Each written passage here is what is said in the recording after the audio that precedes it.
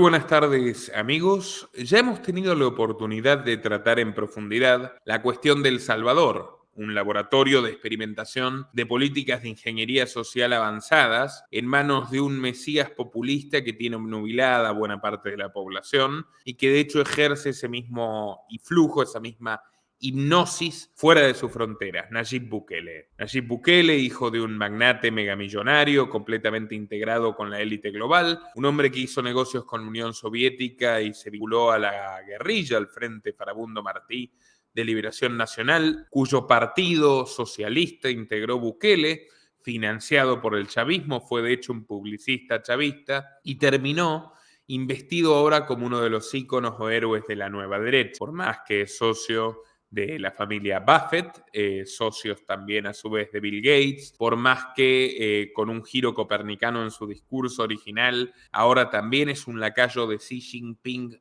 y de China, por más que ha pactado, como nadie nunca ha pactado, con las jerarquías de las bandas criminales que mantenían asolado a El Salvador para instaurar esta paz de cartón, donde en realidad ha inaugurado cárceles terribles, donde puede ir encerrado absolutamente cualquier inocente junto con los delincuentes que sí se merecen estar allí, donde se han implementado políticas represivas en el año 2020 que ni siquiera en Beijing, y aún así es puesto como un ejemplo de alternativa a El Salvador. Bueno, he desarrollado a lo largo de estos dos documentales virales muchísimos temas sobre la cara oculta de Bukele y de su régimen, sobre los intereses que se disfrazan detrás de esta aparente soberanía que en realidad es todo lo contrario. Las objeciones de muchos de los fanáticos de Bukele tenían que ver, por ejemplo, con que yo no haya visitado El Salvador, por más que me haya documentado en forma rigurosa. Bueno, hoy vamos a hablar con una prestigiosa académica, brillante y especialista precisamente en temas de seguridad, de migraciones, que es la doctora Guadalupe Correa Cabrera, profesora de la Universidad George Mason de los Estados Unidos, autora bestseller de libros como por ejemplo Los Zetas Inc. y una gran amiga de esta casa que ha estado en El Salvador, que nos compartirá su perspectiva personal sobre su visita a este país y el sistema que realmente está operando allí. Guadalupe, muchísimas gracias por aceptar mi invitación. Es un placer tenerla nuevamente con nosotros. Muy contenta también, Nicolás, de estar con ustedes, con toda tu audiencia. Tuve la oportunidad de ver tus documentales que me parecieron muy interesantes. Tenemos la memoria muy corta, tenemos la vista fija en un punto y somos muy proclives a ser víctimas, ¿no?, de la ingeniería social. Es interesantísimo. Yo vivo en una ciudad, en una región, el norte de Virginia. Aquí hay trabajo, vivo en la ciudad de Washington y aquí la comunidad salvadoreña es muy importante, es muy grande. La comunidad salvadoreña, guatemalteca, hondureña también. Entonces tengo mucha relación con personas que vienen del Salvador, de primera, segunda, tercera generación. Tengo familia en California, migrantes, familiares míos en el área, ¿no?, del sur de California, el Valle de San Fernando, también la población salvadoreña es muy importante. Y bueno, he realizado investigación de campo. Realicé por un año y medio en los años 2015 y 2016, también un poco 2017, pero un año y medio continuo investigación desde pues el Triángulo Norte, Guatemala, Honduras, El Salvador. Fui varias veces a estos países y pues transité por las rutas migratorias. Y bueno, en el conteo de entrevistas, la mayor parte de las personas a las que entrevisté provenían de El Salvador, ¿no? Una parte muy importante de aquellos entrevistados. El año pasado tuve la oportunidad de ir a Caborca, el estado de Sonora, ahorita donde pasa la bestia, ¿no? El tren que carga migrantes arriba, y fui a un par de casas de migrante. Una de ellas, la mayor parte de estas personas eran de El Salvador. Sin embargo, me doy cuenta, y bueno, se empieza a reportar esta caída drástica en la emigración salvadoreña, de acuerdo a cifras oficiales, y es muy interesante cómo, según los datos de la Unidad de Política Migratoria, Registro e Identidad de Personas de El Salvador, se puede hablar, ¿no?, de una tasa de reducción de la migración de hasta 90% en los últimos 2 años. Es impresionante, ¿no? Las cifras de la Comar, que es la Comisión Mexicana de Ayuda a Refugiados, porque como dije, en México pues hay muchos salvadoreños todavía trabajando y todavía transitando, pero las solicitudes de asilo se han reducido considerablemente, así también como las cifras de detenciones según la Oficina de Aduanas y Protección Fronteriza, CBP, ¿no?, de Estados Unidos. Entonces Permítame hacerle una pregunta a Guadalupe. claro. Usted ya había visitado El Salvador en años anteriores, ¿verdad? Claro que sí, fui en el año 2015 y 2016. En el año 2015, si entiendo bien, El Salvador era considerado como el país más violento de todo el mundo por la tasa de homicidios, el más violento. Y pues pude constatar el miedo que tenía la población, las razones que me daban, porque además fui a entrevistar migrantes al aeropuerto donde deportaban a los salvadoreños que eran deportados por ICE y los mandaban en avión. Y muchas de las razones que ellos me decían, muchos de ellos con lágrimas en los ojos, era que no podían mantenerse en sus territorios, en sus comunidades, porque simplemente tratar de ir a la escuela, pues les causaba un riesgo, ¿no?, a sus vidas. ¿Por qué? Por el tema de las pandillas. A muchos de ellos les cobraban el derecho de piso, no podían tener una fuente de ingreso que les dejara para darle de comer a sus familias. En realidad era una situación de urgencia salir de ahí. Y muchos de ellos definitivamente hablaban del tema de las pandillas. Y lo interesante fue que no nada más entrevisté gente en tránsito, sino gente que venía de regreso. No es que ellos me estuvieran diciendo de las pandillas porque tenían un objetivo que era que los dejaban entrar como personas que buscaban asilos, ¿no? Para una especie de refugio, no refugio en sí, pero son las personas que buscaban asilo. Entonces simplemente fui ahí, entendí que no se podía ir a muchas partes, muchos taxistas te decían, no, yo no paso por ahí. Era una situación complicada, ¿no? Y se sentía la tensión, por ejemplo, en el centro de San Salvador. Había muchos puestos donde se decía que muchos de esos puestos, si no era que su gran mayoría, pagaba dinero a las pandillas. Entonces, como que tenía uno pues una preocupación de transitar por las calles de San Salvador y del Salvador en general, porque El Salvador es un país muy pequeño, de aproximadamente 7 millones de personas. Entonces tiene uno mucha posibilidad, porque están como 4 millones de personas en San Salvador y sus alrededores. Entonces tiene uno mucha oportunidad de ver cómo vive la gente, ¿no? Y bueno, de ver también estas grandes diferencias sociales, de donde viene Abraham Bukele, muy probablemente, ¿no? Armando Bukele, el padre de Nayib Bukele, ¿no? Entonces, sabemos que hay una clase de personas, de magnates, que tienen la posibilidad de decidir el rumbo de la nación, ¿no? El hecho de que el presidente Funes haya sido pues elegido, ¿no?, por el Farabundo Martí de Liberación Nacional, el Frente Farabundo Martí de Liberación Nacional, en contraposición con los gobiernos de Arena, pues sabemos quién es el poder real de El Salvador, ¿no? Y Armando Bukele, pues es parte de este poder en las sombras, de este poder real en El Salvador, y bueno, es su vástago, su hijo, pues es el presidente de El Salvador. Entonces, mucho del milagro salvadoreño no podríamos pues vincularlo simplemente a un personaje como lo hacen muchas personas. El hecho que te estoy diciendo de que mucha gente que vive aquí, por ejemplo, personas que trabajan en restaurantes, que trabajan en tiendas, que manejan Ubers, hablas con ellos y muchos de ellos te hablan de una forma impresionantemente positiva sobre Nayib Bukele. Quieren regresar a El Salvador, quieren volver y quieren retirarse en El Salvador. Desde el año 2019, que hice una segunda parte para el libro que estoy escribiendo, espero terminarla por el contrato en el año 2025, que se llama Coyotes LLC, para entender las redes de tráfico humano.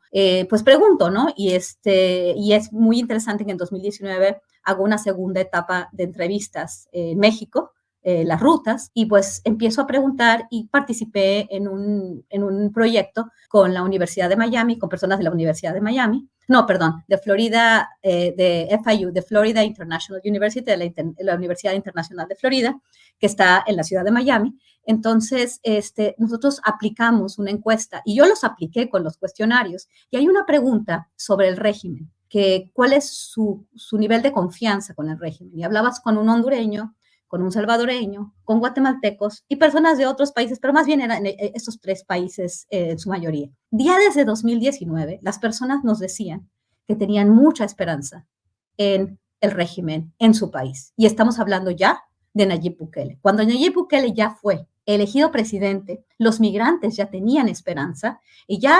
esta persona, este gran publicista político, porque como bien lo explicas en tu documental, él no solamente trabajó para él mismo, para su propia campaña, sino todo su equipo trabajó para los gobiernos de izquierda, para el Frente Farabundo Martí de Liberación Nacional, el FMNL, que llegó a ser, bueno, un grupo de guerrilleros llegó a ser un partido político, ¿no? Y ellos se vincularon con la derecha, se vincularon con la izquierda y luego se vincularon con los chinos, se vincularon con Warren Buffett y al final, pues el presidente es el hijo de un gran magnate que ha tenido relaciones con la élite internacional y que viene a implantar pues modelos que claramente nos hablan de un experimento en El Salvador, de un experimento que yo le llamo el milagro, entre comillas, salvadoreño. ¿Por qué milagro? Porque la gente está contenta, porque independientemente de lo que estamos hablando, de los penales, de las cárceles, que, bueno, obviamente también corresponden a negocios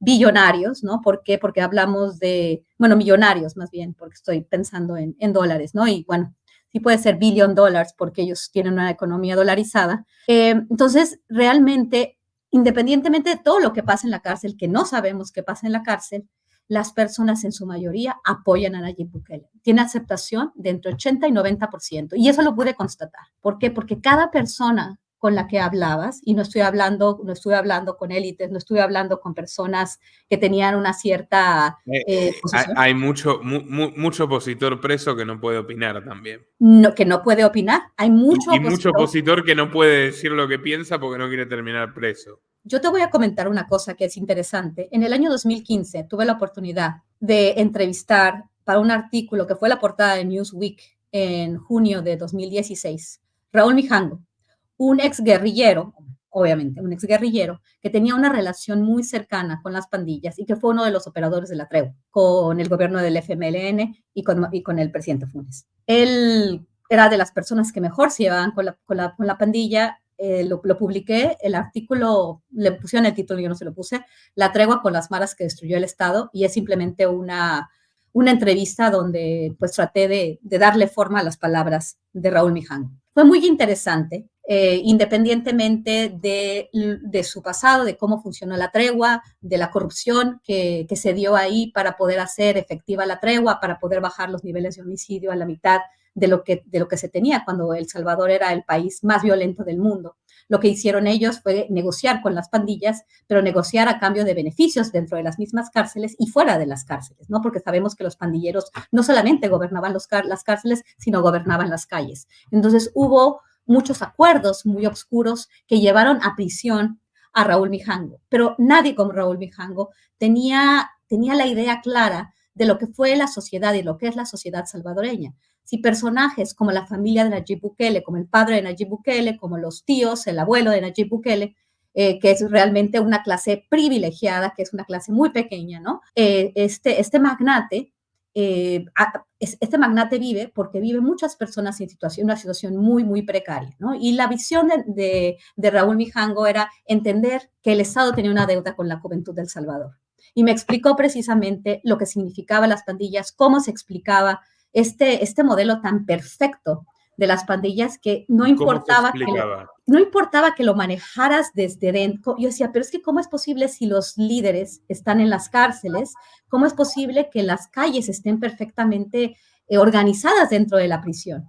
Y él me dice que el modelo funcionaba así, que los presos, que todos iban a terminar presos, ¿no? Que los pandilleros tenían consciente que ellos iban a terminar en la cárcel. Entonces, si ellos no seguían órdenes, si ellos no seguían con el modelo, pues en la cárcel había muchas formas de ejercer una venganza. Ellos eran una familia, ellos eran una mara, ellos no tenían nada más que la familia. Venían de lugares muy, muy complicados de violencia extrema, ejercían la violencia y era un modelo basado en la violencia donde había reglas muy claras. Algo que a mí me llamó la atención, como él lo explicó, pues me hizo sentido, ¿no? Entonces, el día que tú llegues a la cárcel, si tú no haces lo que tienes que hacer, si tú te robas el dinero del impuesto de guerra que estás pidiendo, de la extorsión que estás pidiendo, que te dicen y tú te robas algo, pues el día que llegues a la cárcel, porque vas a llegar, pues te puedo destruir en ácido y te puedo meter en la coladera. Así me dijo. Es bien interesante Bueno, también. bien clarito igual. Bien clarito, y así me lo dijo él, un tipo muy interesante, muy interesante. Te voy a compartir este artículo que salió en la portada de Newsweek en el año 2016.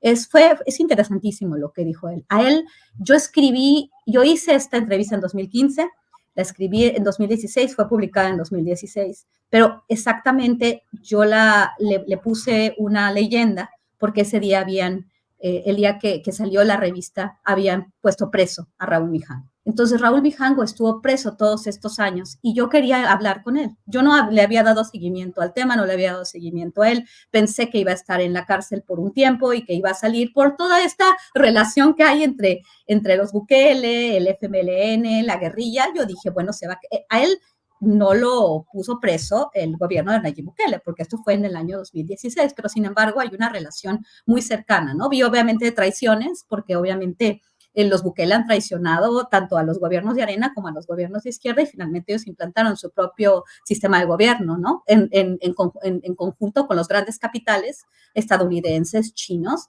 y en un tiempo también Rusia entró, ¿no? Al principio de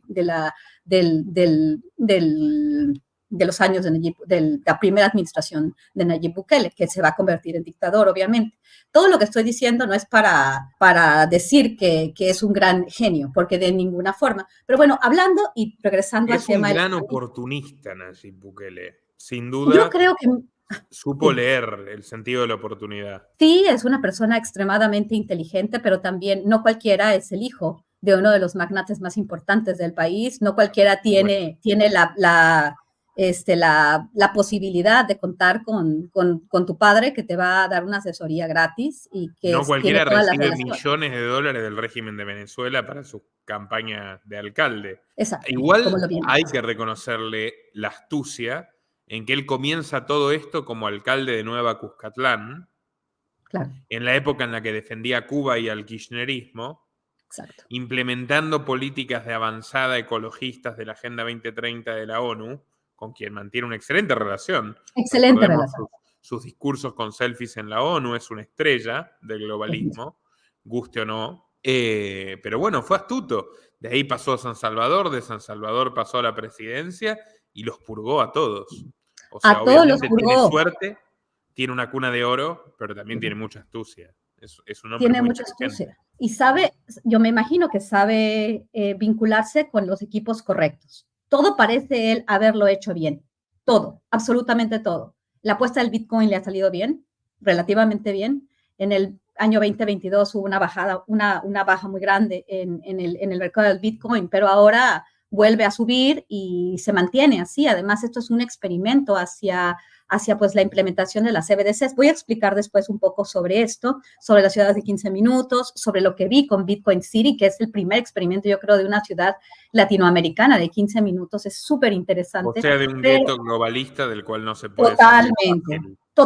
Total, es impresionante. Están los planes, todavía no lo han empezado, pero bueno, yo creo que se va a empezar ya después de que Nayib Bukele gane las elecciones. No tengo la menor duda de que Nayib Bukele va a ganar las elecciones en el 2024. De manera aplastante. De manera aplastante. Antes de pasar a eso, algunas anécdotas más que nos quería contar sobre la interacción con los salvadoreños en este nuevo viaje y la propaganda gubernamental. Sí, pero déjame terminar un poco por lo de las cárceles. Perdón que me estoy brincando de un lado al otro. Yo llegué pues muy interesada en continuar estudiando este caso porque me pareció me asombró bastante, ¿no? Lo que vi en El Salvador. En el tema de las cárceles, para terminar un poco con una cuestión fundamental, que por un lado también hay una crítica muy importante pues de las ONGs en particular, vinculadas a los derechos humanos, esta protección de derechos humanos, ¿no? Y estas ONGs que han sido pues realmente muy aplastadas por el régimen de Bukele. En realidad, por ejemplo, el periódico El Faro, que recibía importantes aportaciones de la Open Society Foundation, Factum, que también lo llevaba Héctor Ábalos, ¿cómo se llama? Sí, creo que Héctor Ábalos, que es familiar o hijo del expresidente Héctor Ábalos, creo. Y ellos obviamente recibían dinero de la Open Society y Nayib Bukele los enfrentó directamente diciendo que ellos recibían dinero de Soros. Entonces, mucho de estas ONGs, también vinculado a Amnistía Internacional, Human Rights Watch, han sido muy críticos del régimen de Bukele y del trato en las prisiones. En realidad, la crítica del periódico El País, del periódico El Faro, de Factum y de las organizaciones de derechos humanos, todos con financistas muy claros, ¿no? Porque parece ser que ellos perdieron el protagonismo que ellos tenían en momentos anteriores. De hecho, gracias a los periodistas del Faro, yo tuve la relación con Raúl Mijango. Pero Con ellos permítame, debemos señalar que si bien la facción de la élite que responde a Soros está peleada con Bukele, grupos más poderosos, como los de Warren Buffett, como China, como el Foro de Davos o como la ONU, están totalmente con él. Entonces, totalmente. el recurso propagandístico es miren qué valiente que se pelea con Soros, pero no vayan a enterarse de lo que les cuenta Morazo o la doctora Correa Cabrera, que es que están con todos los otros, de manera incluso muy aceitada, ¿no? Muy profunda. Muy profunda. Inclusive Warren Buffett en el año de 2020 anunció un donativo de 25 millones de dólares para el país. ¿Para qué se gastaron? ¿Qué era lo que quería Warren Buffett en El Salvador? No lo sabemos. Las inversiones chinas muy impresionantes también. Entonces, realmente la crítica a Bukele viene por parte de las organizaciones de derechos humanos, no sé, se enfoca en el tema de las pandillas, pero a las personas, a los salvadoreños, no les importan las pandillas, no les importa la violación de derechos humanos dentro de las cárceles, porque ellos, y te lo dicen, y realmente yo respeto bastante a los protagonistas de la historia, que son los salvadoreños, te están diciendo, pero obviamente detrás de todo esto, pues sí, hay toda una explicación, pero es interesantísimo cómo el 80-90% de aceptación que se puede verificar por las preguntas que uno le hace a las personas que se dedican a diferentes actividades, su sentimiento de mayor estabilidad, de tranquilidad, es impresionante. Esto realmente tiene que ver con un sentimiento de mayor paz, de estabilidad, una capacidad que tuvo Bukele por el encarcelamiento de tantas personas, muchos de ellos sin tener realmente que deberla ni tenerla, estas redadas que se dicen. Nadie sabemos, por eso yo escribí una columna muy pequeña simplemente para plantear las preguntas, ¿no? Del milagro salvadoreño, entre comillas, decir qué pasó en las cárceles, qué pasa en las cárceles. Ya el principal vocero de las pandillas, quien las conocía también, que tenía la capacidad de vincularse con el Estado, que fue Raúl Mijango, acaba de morir. Murió en agosto del 2023 y llevó a la tumba los secretos de las prisiones. Realmente, convenientemente, se nos muere Raúl Mijango. Y no estoy tampoco a favor de las pandillas. ¿Por qué? Porque hablar de El Salvador, y como tú lo sabes, porque Nayib Bukele tenía un equipo de golpeadores cibernéticos día y noche. Cada una de las publicaciones que eran en contra de Nayib Bukele se te venían una serie de bots impresionantes. Yo recibí una tonelada de amenazas de muerte, cosa que no había visto. Mire que me han dicho de todo y me han amenazado en muchas circunstancias, muy violentas y fuera de internet también, pero nunca recibí tantas como cuando toqué el tema Bukele, cosa que por supuesto no me amedrenta. Igual esto de la popularidad, permítame decirle, Guadalupe, yo respeto que usted respete, yo no respeto la adhesión a los tiranos. En 1934 o en 1938 o en 1941 en las calles de Alemania podía encontrar la misma adhesión a Hitler perfectamente. No, Y, totalmente, pero es interesante cómo funciona la ingeniería social y pero cómo... escuche, en 1936 creo, el Times le pregunta a Winston Churchill sobre Benito Mussolini y dice, fíjese lo que opinan los italianos, porque Churchill estaba a favor de Mussolini, desde su punto de vista frenaba la expansión del comunismo y su argumento era el ad populum. Los italianos lo quieren, o muchos italianos, la gran mayoría de los italianos lo quieren. terminó colgado como una piñata y lo mataron los propios italianos. También esa es parte del devenir de la historia, no es lineal. Hay que ver cuántos salvadoreños conservan esta opinión sobre Bukele dentro de 5 años. Si no es que se muere antes, como fue con Hugo Chávez, pero también tuve la oportunidad también de ver estos niveles tan elevados de popularidad que le permiten hoy por hoy a Nicolás Maduro mantenerse en el poder porque puede tener opción a una reelección indefinida. Y bueno, es interesante porque también el sentir de la gente, ¿no? El sentir de que ya no los van a matar, de que los pandilleros eran malos y este sentir de que, o sea, por ejemplo, les preguntas, ¿no? Y estas redadas, qué pasa en las prisiones, a mí no me importa nada. A ellos no les importa absolutamente nada porque su sentir, o por lo menos es lo que expresan, es de que antes no podían pasar por una comunidad para otra, antes ni siquiera podían ir a la escuela, los violaban a sus mujeres, reclutaban a sus hijos, les cobraban derecho de piso, se tenían que ir. Todas estas cuestiones ya se dicen, mira, Nayib sabe cómo hacer las cosas. Nayib es bueno, Nayib me reparte dinero, porque además Nayib Bukele, con toda esta experiencia, también cuando él fue alcalde de San Salvador y bueno, en su primer puesto político, este sentir de regalar canastas de comida, sabe perfectamente como un buen líder populista cómo repartir los recursos y cómo hacer a las personas sentirse satisfechas en un corto plazo. Tú hiciste una pregunta muy interesante. ¿Él es como Andrés Manuel López Obrador? Pues no, es un caso distinto. México y El Salvador no se pueden comparar. Pero, permítame igual un paréntesis. Fue a insultar a México en la cara. México está mal hace 200 años, que era una especie de defensa de López Obrador, que un poco discutible, y se llevó $30 millones en esta cadena de los norteamericanos le pagan a López Obrador para que López Obrador haga el trabajo sucio de los norteamericanos en materia migratoria, repartiendo plomo, de hecho. Y López Obrador hace lo mismo con Bukele, porque ese es el negocio que yo observé cuando hice el documental. O sea, va haciendo una cadena de soltar dinero que va pasando por varias manos porosas de políticos que terminan en las balas que tienen que frenar la migración a Estados Unidos, ¿no? Exactamente, exactamente. Y realmente, en el caso de El Salvador en particular, sí se ve, sí es muy claro en los números y en la realidad. Los salvadoreños se quieren quedar en El Salvador, los salvadoreños se sienten a gusto en El Salvador, supuestamente se acabó con las pandillas, homicidio cero.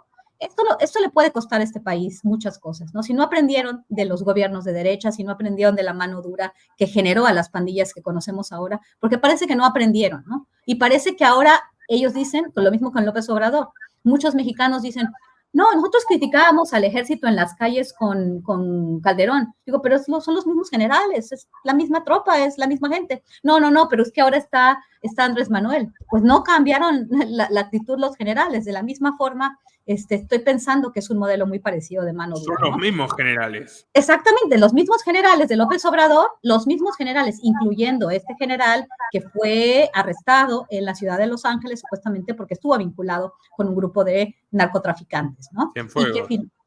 El general Cienfuegos. Ajá. Y él se mantiene ahí. El López Obrador le da un reconocimiento, no solamente a él, pero bueno, se toma la foto con él tú sabes que los símbolos ahora importan mucho, ¿no? Y este tipo de líderes populistas, carismáticos, también muy controvertidos, muy controversiales, pues ahora son las personas que son perfectas para poder avanzar pues los intereses, ¿no? De este gran proyecto que pareciera ser que viene muy armado desde las Naciones Unidas, el Foro de Davos. En realidad, pareciera ser que todo esto que llaman teoría de conspiración, pues está haciendo realidad. Y en El Salvador se está haciendo realidad a pasos agigantados. ¿Por qué? Porque ¿a qué nos referimos con la élite mundial? No nos referimos a Estados Unidos y a Europa, nos referimos a los grandes capitales mundiales. Y China es un jugador básico. Realmente, ahora en El Salvador, yo fui en 2015 y 2016. La cara de El Salvador ha cambiado fundamentalmente. La planeación urbana, los edificios, existe una biblioteca. A Nayib Bukele siempre le gustaron pues estas cuestiones de cómics, ¿no? Él funciona mucho con todas estos símbolos que le gustan a los jóvenes, las caricaturas, los emojis, todo esto, ¿no? Él se presentaba cuando introdujo el Bitcoin con estos lentes, ¿no? O sea, rojos o verdes. Es algo interesantísimo. Entonces hay una biblioteca que acaba de ser inaugurada, que tuve la oportunidad de entrar, y fue impresionante.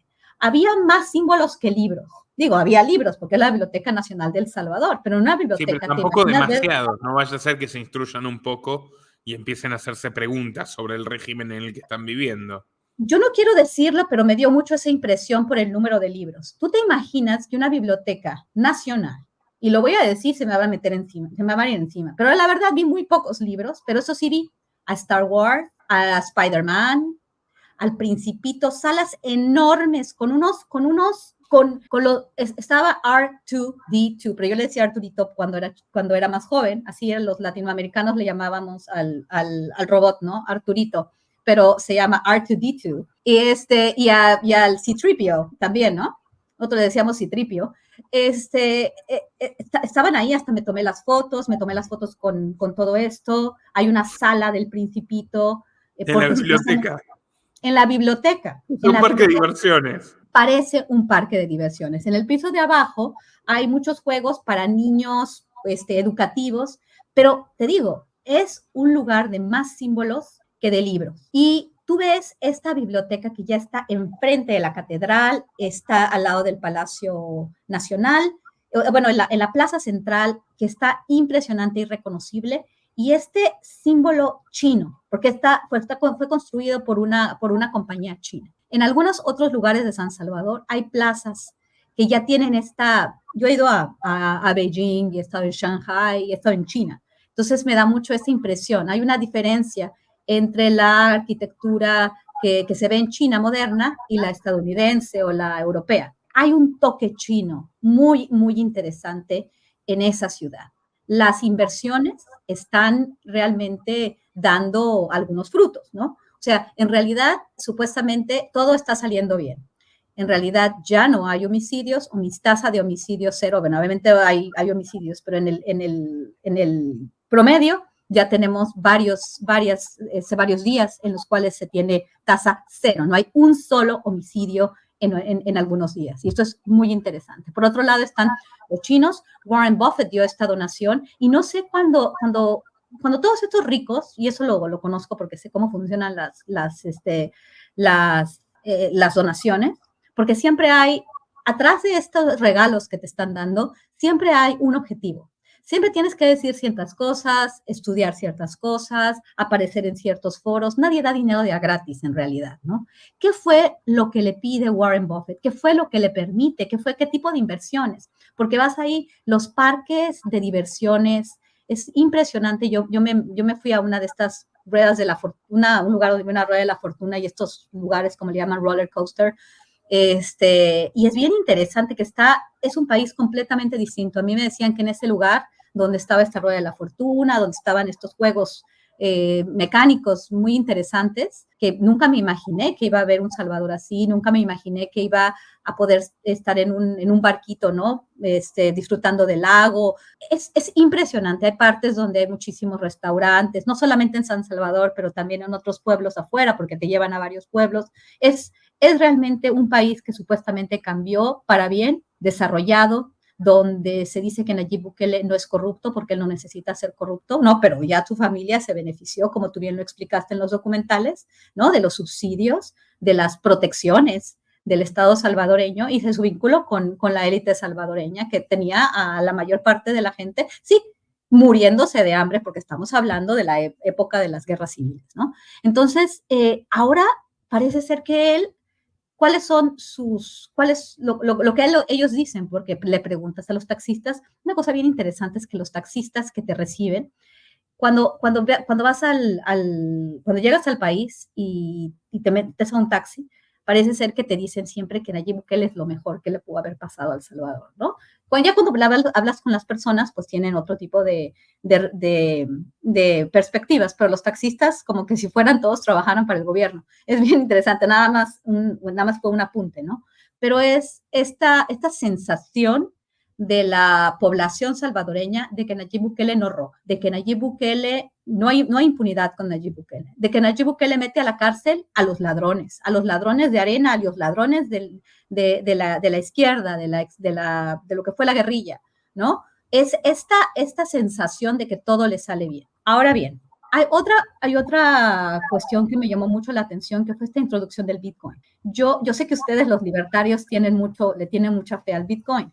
Yo no le tengo tanta fe al Bitcoin, y menos en este sentido, porque sí hay formas, como lo está haciendo Nayib Bukele, de capturar todas las remesas y mandarlos a sus monederos. Él de repente distribuyó los monederos y bajabas la aplicación, que es el monedero electrónico, te daban $30 y tú las podías gastar como tú quisieras, ¿no? Pero ya te está familiarizando con el Bitcoin. Trajo un grupo de personajes, de personas de diferentes partes que sabían, expertos en el Bitcoin, para introducirlo en una estrategia que me cuentan que es muy, muy interesante y ha sido muy efectiva, porque independientemente de que mucha gente no use el Bitcoin, cada vez más gente usa el Bitcoin. ¿Y por qué? Entre un 26 y un 30% de toda la economía salvadoreña, pues está basada en remesas, ¿no? Depende de cada año, baja y sube.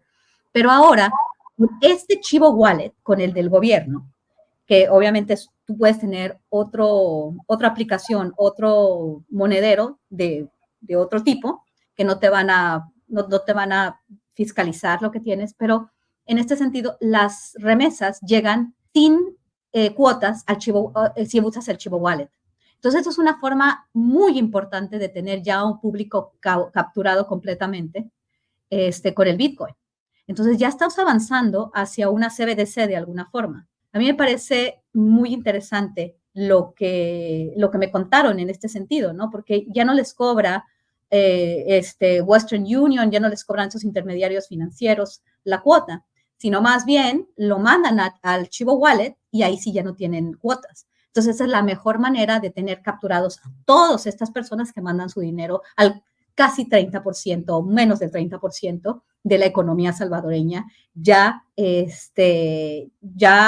verificada, ya supervisada, ya cautiva, ¿no? Y todos estos ingresos que antes se daban en efectivo o entraban vía Western Union, y ahora van a ser fiscalizados y en un momento pues ya les puede cobrar impuestos, ¿no? Entonces, esto sí me parece como la entrada, vamos, hacia una moneda del gobierno central digital. Más y más está siendo aceptada. Entonces, realmente esta idea, ¿no?, de esta centralización de estas monedas digitales en el gobierno, pues esto es una cosa. Y otra cosa bien interesante de las ciudades de 15 minutos, ¿no? Tú hablaste un poco sobre eso, pero ahora sí hay un plan para crear esta ciudad que es Bitcoin City. Y va a ser una ciudad que supuestamente, como una ciudad de 15 minutos donde todas, porque hay mucha gente fascinada con el Bitcoin. O sea, no es que toda la gente que es pobre en El Salvador no vaya a saber utilizar un monedero electrónico. Claro que no, muchas de estas personas tienen sus familiares en los Estados Unidos y tienen que saber manejar un monedero electrónico. Entonces,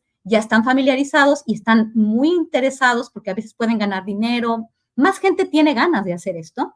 Y entonces, obviamente, esta ciudad del Bitcoin a mucha gente le representa como un sueño, ¿no? Como una posibilidad de hacer algo nuevo.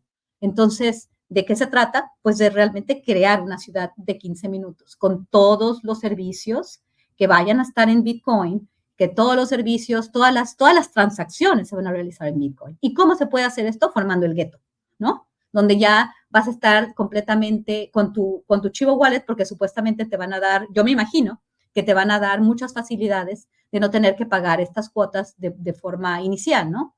Y entonces tienes pues un experimento ahí con una ciudad de 15 minutos.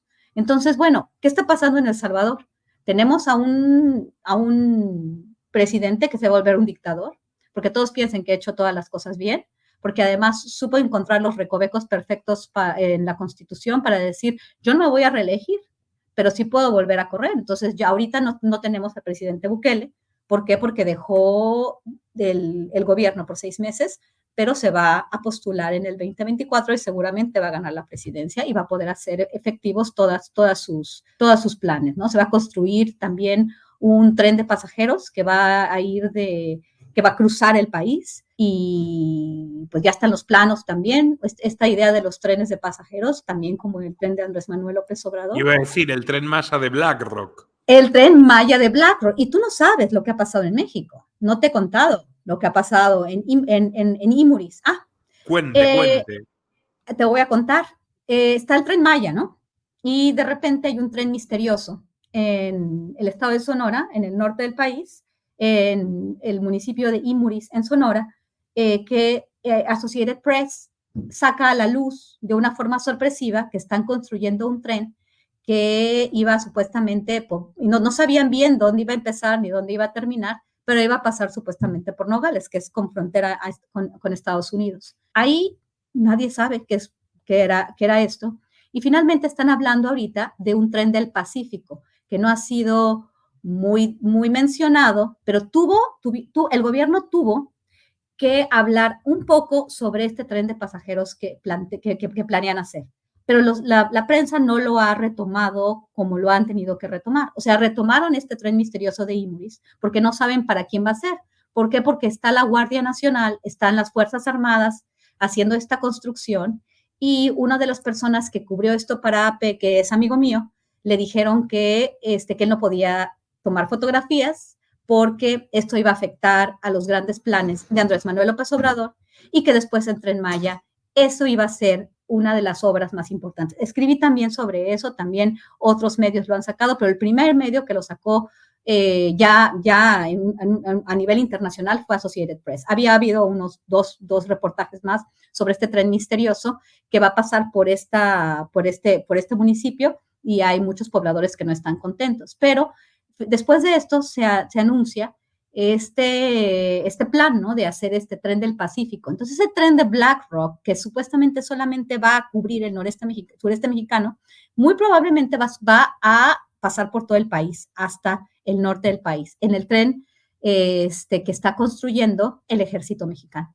Aunque este tren del que se está hablando, pues el gobernador de Sonora sale a decir que el tren es para que pasen para que las vías se salgan de la ciudad de Nogales. Y supuestamente este tren va a beneficiar a Grupo México, que es el grupo de la segunda persona más rica de todo México, pero la está construyendo el ejército mexicano. Entonces, esto me llamó mucho la atención, este paralelismo, ¿no? Entre estos trenes de pasajeros, en esta idea de los trenes de pasajeros, que obviamente van a ser construidos por estos grandes capitales. Vamos a ver quién está construyendo el tren de El Salvador, ¿no? Entonces, Nayib Bukele tiene muchos planes para ese país, ¿no? Y aparentemente le está saliendo todo bastante bien, pero un presidente con un proyecto completamente globalista que está cumpliendo todas y cada una de las directrices que ya ustedes han mencionado en muchos momentos, ¿no? ¿Qué visos de la implementación del modelo chino ve en El Salvador? Todo, o sea, todo. Es un modelo, yo creo, en mi opinión, visualmente y políticamente, que está muy basado en un modelo de hipervigilancia. Otra cosa que es súper importante, qué bueno que dijiste esto. Una de las cosas que les gusta mucho a los taxistas presumir, por ejemplo, de la nueva seguridad en El Salvador son esas cámaras. Estas cámaras que también va a poner Claudia Sheinbaum, que ya anunciaron de ciertas maneras, personas muy cercanas a ella, que quien muy probablemente vaya a ser su secretario de Seguridad Pública, que es una de las personas más cercanas a Claudia, que va muy probablemente a seguir con este proyecto, el C5, que estaba muy vinculado a intereses y a capitales chinos. Por eso estoy haciendo también el paralelismo. Ahora está lleno el centro de cámaras. Y los taxistas te dicen, no, usted como es extranjera, si algo le pasa y le quitan una bolsa, no se preocupe. Las cámaras lo captan y ya ha pasado, que el ladrón, no sé qué, alguien se robó algo y que ya lo tenían fiscalizado. Otra cosa que ha hecho Nayib Bukele, saca a los vendedores de donde estaban y los manda a lugares donde pueden vender de forma ordenada. Entonces también se colocan las cámaras. Entonces ves cámaras en todo el... Es una sociedad de vigilancia y control totalitario. Totalitario. Entonces tienes las cárceles, ¿no? Tú haces lo que sea, tú no estás con el régimen, te voy a mandar a la cárcel. Y en la cárcel nadie sabe absolutamente qué va a pasar contigo. Y a nadie le importa qué va a pasar contigo, porque la gente está enamorada de Nayib Bukele, está enamorada de su nueva estabilidad, de su nueva forma, ¿no?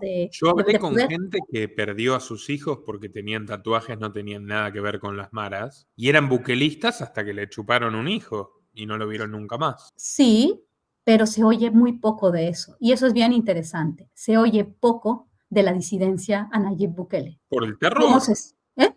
Claro, Por el terror. cómo se está implementando este modelo, esta dictadura tecnocrática, porque todo es, y se ve en la nueva tecnología, se ve en las Cuando cámaras. desaparecían a alguien en la dictadura de Videla y decían, ¿pero dónde está fulanito? Preguntaba un amigo, un conocido, un compañero de universidad. No lo sé. Entonces no nos deberíamos preocupar por fulanito. Algo habrá hecho. La frase Exacto, de la época era exactamente, algo habrá hecho para exactamente. desaparecer. Exactamente, porque ellos, muchos de los salvadoreños, justifican este nuevo proyecto de seguridad de Nayib Bukele diciendo es que antes yo no podía, antes me violaban un hijo. Si te violan un hijo, y de alguna Ahora te forma, van a violar al hijo en la cárcel si tenés mala suerte. sí, pero mira, algo es bien interesante entender también cómo funcionaban las maras, ¿no? Las maras, una mara es tu familia. Entonces, tu familia son las maras. Entonces, cuando metes a la cárcel a la mara, de alguna forma, metes a la cárcel, sí, a personas lumpen, personas que no han tenido la posibilidad de tener absolutamente nada, como lo explica Raúl Mijango. Me gustaría compartirte esta explicación brillante de este personaje, ¿no? Entonces realmente no importan tanto, son las personas jóvenes que no tuvieron oportunidades, que se dedicaron a delinquir, pero que hay Sí, toda sí, una... pero también muchísimos inocentes, porque ese es el punto. Meten en la cárcel a gente que violó las restricciones de 2020 y no salió nunca más, y la metieron con esos pandilleros de terror. Meten en la calle a vendedores ambulantes que no se someten a la relocalización que te acaba de Exactamente, describir. exactamente, Meten en la calle a alguien que hizo una pintada contra Bukele. O sea, meten en exactamente, la cárcel a gente que no tiene nada que ver con las maras y pasa a estar rodeado de lúmpenes en un campo de concentración gigantesco claro, estilo hilderiano. claro.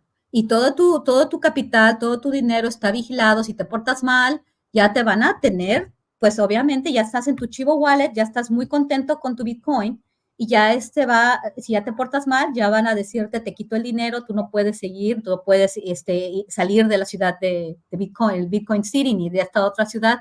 O sea, el modelo tecnocrático y el autoritarismo tecnocrático, la dictadura tecnocrática que se viene, es una cuestión, un problema complicadísimo, ¿no? Y muy probablemente por eso Warren Buffett dio esos 25 millones para ver cómo podía, pues, tener inversiones, porque ellos están ganando también de eso, ¿no? Realmente estamos hablando de un país donde están los grandes capitales, sujeto completamente a Nayib Bukele hasta estos grandes capitales, ¿no? Estos dominantes dominados de América Latina, de Centroamérica, que piensan que tienen todo el poder y finalmente están a la disposición de lo que quieren los chinos, de lo que quieren los estadounidenses más ricos, y tienes a toda tu población sintiéndose feliz, defendiendo a capa y espada a Nayib Bukele, sin saber que están perdiendo también mucha de su libertad. Pero luego, cuando hablas con ellos te justifican que ellos están muy bien, porque antes no podían ni salir a la calle. Entonces, de alguna forma, crear este Build Back Better. Y esta cosa, este lema, ¿no? Que es para mí muy importante, que ya lo quitaron un poco del discurso público, bastante el discurso público, el discurso de Davos, pero en algún momento Build Back Better, que se volvió una propuesta de ley para el presupuesto en los Estados Unidos, era un lema para la gente de Davos. Y este Build Back Better, y muy probablemente también va a aplicar a Estados Unidos, destruyes para volver a construir. Y esto es lo que supuestamente pasó en El Salvador. Y entonces así tienes a la gente mansita, tienes a la gente muy abierta a que se implementen todas estas medidas de hipervigilancia, todas estas medidas que realmente te explican un totalitarismo, porque ni siquiera Build es Back un Better autoritarismo. es el orgasmo keynesiano de destruir toda la infraestructura funcional y construirla de vuelta, entre comillas, en clave ecológica y 2, 3 veces más cara. Totalmente. Hay otra cosa muy importante. Cuando hablas de políticas keynesianas, hablamos de programas sociales, hablamos de renta básica universal. Ya estamos hablando también de lo mismo, de la renta básica universal. En Igual Salvador. en El Salvador, igual que con La el caso limosna estatal, que es la total, esclavitud final del hombre. total, Ya no vivirás de tu trabajo, sino de la dádiva del gobierno, por lo total, tanto, nos totalmente. pertenecerás. Totalmente. Y ahorita, bueno, se les hace sencillo porque también tienen el dinero de las remesas, ¿no? Reconstruir con remesas, por eso es un perfecto experimento, es un campo de experimentación perfecto. Entonces, lo que pasa también, y me llamó mucho la atención, porque pregunto, ¿no? Oigan, ¿y ustedes creen que Bukele es un presidente populista? No, no es populista, pero sí es un presidente con vocación de izquierda. Él perteneció a la izquierda, él da dinero a las madres solteras, él da dinero a las personas de la tercera edad. O sea, los programas sociales de Nayib Bukele, hacer, por ejemplo, también tienen un proyecto de hacer guarderías para que las madres pudieran incorporarse al trabajo, obviamente, y para que sean todavía parte de la maquinaria que opera, ¿no?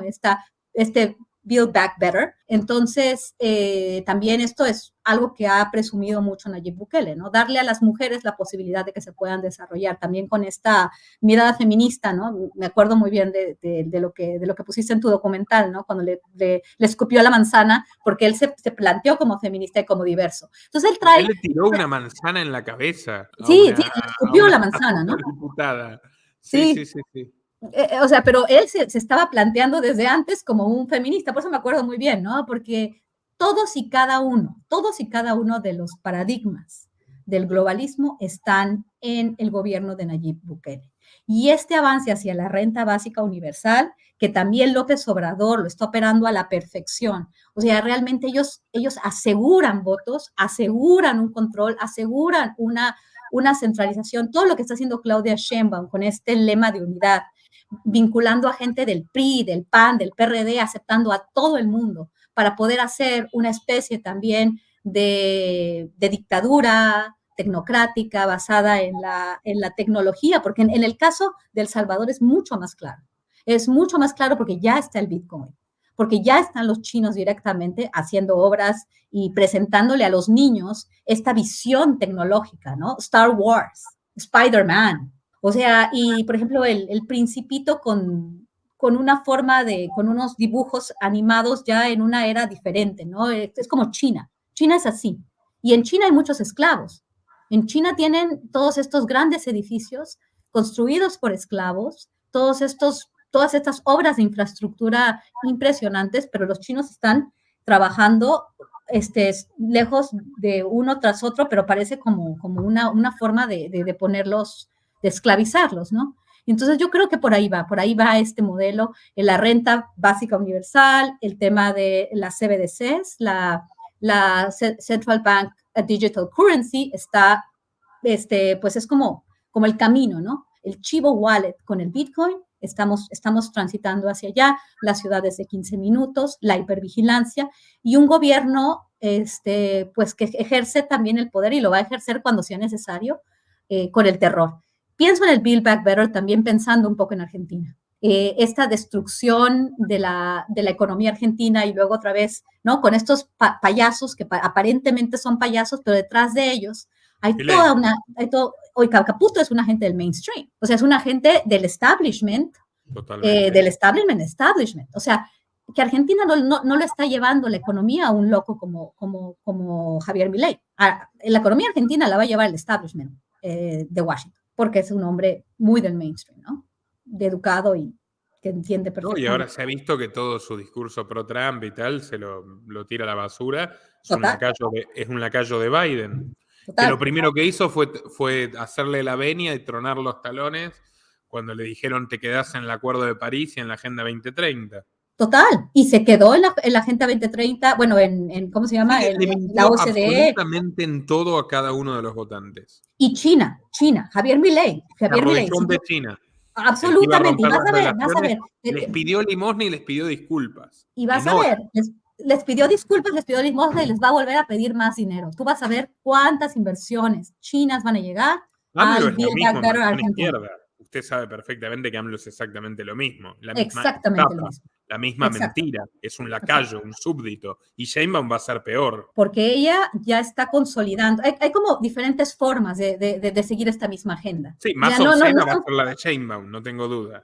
No, yo tampoco tengo duda. Además, por ejemplo, ya Miguel Torruco, que ya te había platicado sobre él, está casado con una de las hijas, Miguel Torruco está casado con una mujer que están relacionados con la familia Slim. Y este señor, que es un diputado, planteó este tema de la hipervigilancia y de extender el C5 a todas las carreteras del país.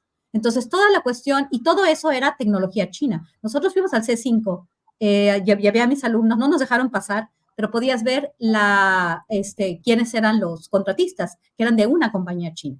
Entonces, China cada vez va a tener más presencia, y no importa cómo lo hagan. Ahora es Javier Milei, es la derecha, no sé a qué se refieran con derecha, realmente no sé, Javier Milei, no sé, no, realmente yo no sé qué sea, pero aparentemente, porque en México le llaman Según su propia definición, el Milei del pasado es un socialista radicalizado por las medidas que está tomando. Exactamente, y Andrés Manuel López Obrador es un neoliberal, de lo más neoliberal que te puedas imaginar. Tú sabes, te voy a Según decir su acá. propia definición de lo que diría López Obrador de estas políticas cuando no era presidente. Totalmente, mira, nada más para presumir, es que esto es para presumir, mi país tiene muchas cosas que presumir y hoy más, mira.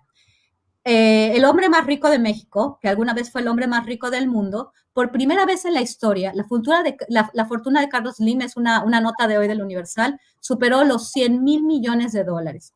Duplicó su patrimonio desde comienzos del gobierno de AMLO. Y yo me pregunto, ¿será solamente Carlos? El aeropuerto es el mismo del siglo XIV, ¿no? Al Sí, pero final. ya creó otro aeropuerto. Y es bien interesante, que eso tampoco hemos hablado de cómo la redefinición de toda la cuestión territorial, porque su aeropuerto nuevo, que aunque ese aeropuerto del siglo XIX del que hablas, supuestamente todavía le da servicio a una parte importante de la Ciudad de México, pero Pero hay le otro subieron aeropuerto. 77% las tarifas. Dime. Ahora, es el aeropuerto más caro del mundo.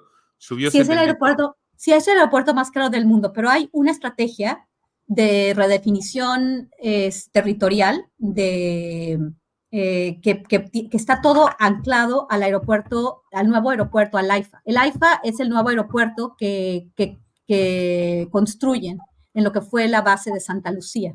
Entonces, este aeropuerto que no se hizo en Texcoco, el nuevo aeropuerto supuestamente se va a vincular con todo lo que es el tren interurbano, el Tren Maya, ese nuevo reordenamiento territorial tiene que ver con este nuevo aeropuerto. Entonces, parece ser que hay también toda una razón de que supuestamente lo del Tren Maya sí va a salir, sí se va a hacer el tren del Pacífico y sí se va a poder conectar a todo el país con un tren de pasajeros, o sea que las personas van a tomar el tren. Mira, yo no quiero de ninguna forma ver esto como si fuera algo positivo, porque muy probablemente todo esto va a venir con medidas coercitivas. En el caso de El Salvador, tienes una policía que supuestamente fue completamente depurada, que funciona con las Fuerzas Armadas. Estados Unidos cada vez le da más equipo al ejército, pero hay una coordinación entre la policía y el ejército. En el caso del modelo mexicano, y por eso es muy importante de lo que estamos hablando, porque estamos hablando de totalitarismos tecnocráticos, estamos hablando de la capacidad, por ejemplo, en el caso de México, de las Fuerzas Armadas, de ejercer control y que no se manifiesten. Lo que quiere Javier Milei es exactamente lo mismo, nada más que no sabe cómo hacer. O sea, lo que quiere es que no se manifieste la gente y no se va a manifestar. Va a haber medidas en México, el ejército.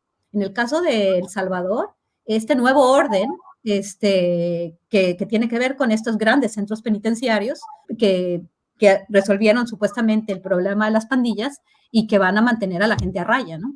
Y en Argentina muy probablemente va a pasar algo. Ya Javier Milei deja bueno, más bien, ya no quiere que se le manifieste a la gente, ¿no? Porque un programa de estabilización, sea como sea, aunque no sea como él lo prometió, pues va a tener, pues, efectos muy, muy complicados, ¿no? Y los argentinos, pues, no dejan de gritar, ¿no? O sea, obviamente, son argentinos. Entonces, en Argentina no son tan dóciles como en otros países, ¿no? Yo diría que son más dóciles. Fíjese que hubo explosión social por mucho menos de lo que hay en la Argentina.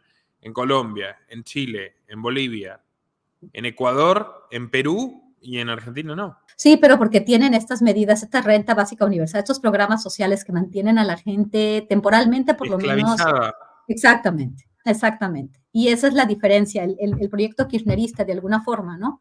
Tenía a la gente un Sí. poco, bueno, recibe un poco más, ¿no? Y Macri y Milei también son kirchneristas, pues Macri triplicó los planes y Milei no piensa sacarle ninguno a nadie.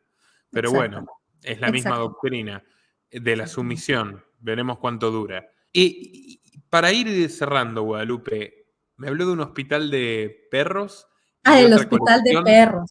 de excentricidades de Nayib Bukele. Exactamente, este hospital de perros. Yo no vi el hospital de perros, pero sí me lo describieron, ¿no? Supuestamente puedes adoptar un perro, puedes llevar ahí a tus perros y te los van a cuidar, y si tú te encuentras un perro, lo puedes llevar ahí, entonces tú pagas nada, es una cantidad simbólica para que te arreglen ese perro, ¿no? Y hacen es un hospital supuestamente muy lujoso, porque ya ni yo, ¿no? O sea, ya ni a veces las personas que no tenían acceso a los servicios de salud, parece ser que su hospital de perros es pues se gastó mucho dinero, ¿no? Y entonces ellos justifican muchas de estas construcciones por las ganancias supuestamente que en los últimos meses se ha tenido del Bitcoin. Entonces, supuestamente esto se ha hecho con las ganancias del Bitcoin.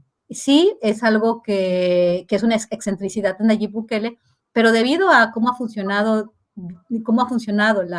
la ingeniería social, a Nayib Bukele se le perdona todo, ¿no? Porque es una persona, se le perdona su clase, se le perdona su privilegio, se le perdona absolutamente las posibles consecuencias de una estrategia de seguridad eh, pues hiper violenta, ¿no? Y violatoria de derechos humanos, porque es Nayib Bukele, porque les está dando dinero, porque les dio su Chivo Wallet con $30 para que puedan jugar al Bitcoin, porque les trajo seguridad a las calles.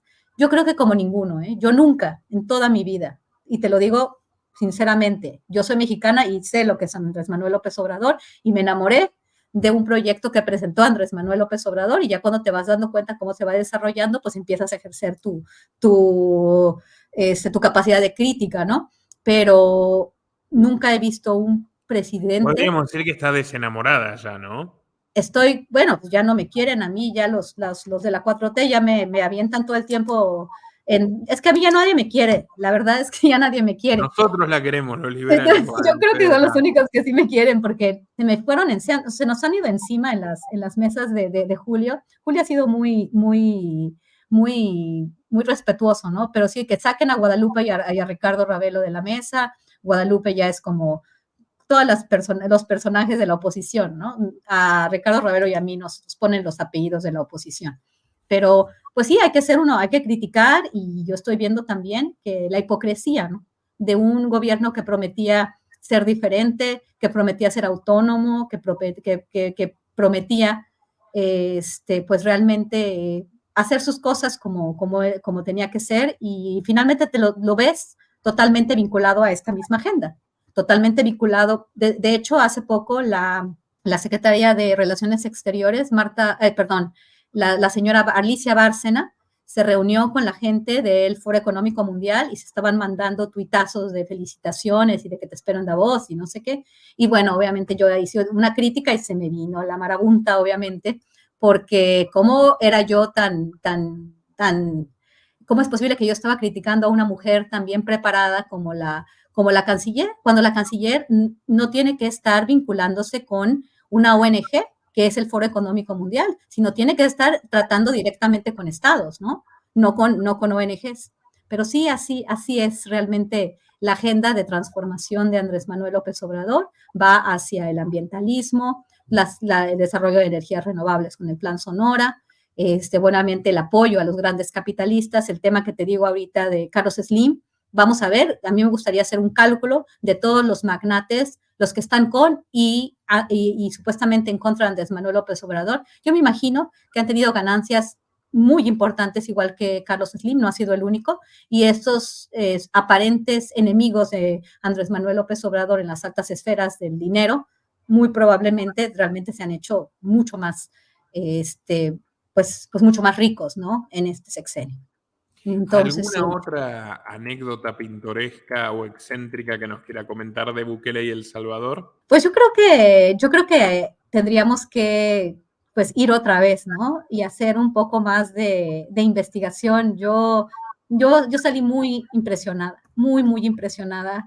Pues el hospital de perros, que se murió la única persona que podía saber algo en las prisiones, ¿no? que los que tenían mayor reputación como ¿Se periodistas murió en la cárcel?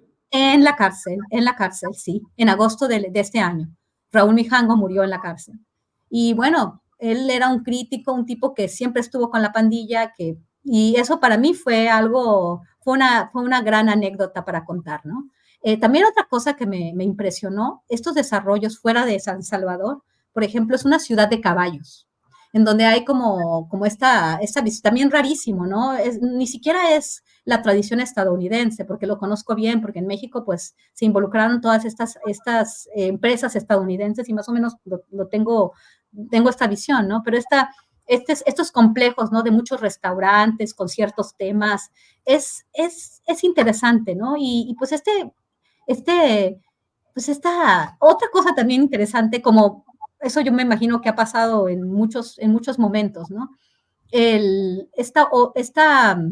Digamos, este cariño a Nayib Bukele, las playeras, también pasó con Chávez, pero eso lo hacía Chávez, me imagino que Nayib Bukele también, ¿no? Pero con estos dictadores populistas, populares, muy populares, tazas. Yo tengo ahí varias cosas que compré porque me parecieron interesantes, ¿no? Obviamente no me compré una camiseta, pero sí algunas cosas pues nada más para comprobar, ¿no? Cómo veía la gente, ¿no? Vas a cualquier tipo de mercado y están en muchos puestos, ¿no? Está Nayib Bukele en todos lados, ¿no? Como si fuera pues un gran líder. Y esto también pasa en México, ¿no? Esto también pasó con Donald Trump, pasó con Barack Obama, estos líderes que supuestamente están cambiando un país, ¿no? Cuando no se ve que detrás de ellos hay toda una serie de capitales, toda una serie de intereses que están moviendo los hilos de esta transformación. Bueno, Guadalupe, muchísimas gracias. Un placer, como siempre, un pantallazo muy detallado y muy profundo sobre su experiencia en El Salvador. Una cronista de privilegio. Así que bueno, invitados, por supuesto, a seguir sus columnas en Sin Embargo, a seguirlo usted en Twitter y bueno, a compartir este magnífico reportaje en todas sus redes y grupos. Y espero verla muy pronto. Muchísimas gracias, Nico. Espero verte muy pronto y a ver cuándo podemos volver a vernos en persona. A ti y a tu audiencia les mando un gran saludo. Muchas gracias. Nuestro trabajo depende de tu apoyo. Para que siga siendo posible, realiza tu aporte desde tan solo $3 por mes a través de Patreon, En los enlaces que figuran en la descripción o en el comentario fijado. También podés hacerlo vía Bitcoin o desde la opción Unirte de YouTube. Y si estás en Argentina, elegí el medio de pago de tu preferencia a través de Mercado Pago. Quienes nos apoyen en Patreon a partir de $5 mensuales tendrán acceso a análisis, entrevistas, conferencias y documentales exclusivos. También tenemos opciones para sponsors. Así que publicita con nosotros a través de patreon.com/Nicolás Moraz.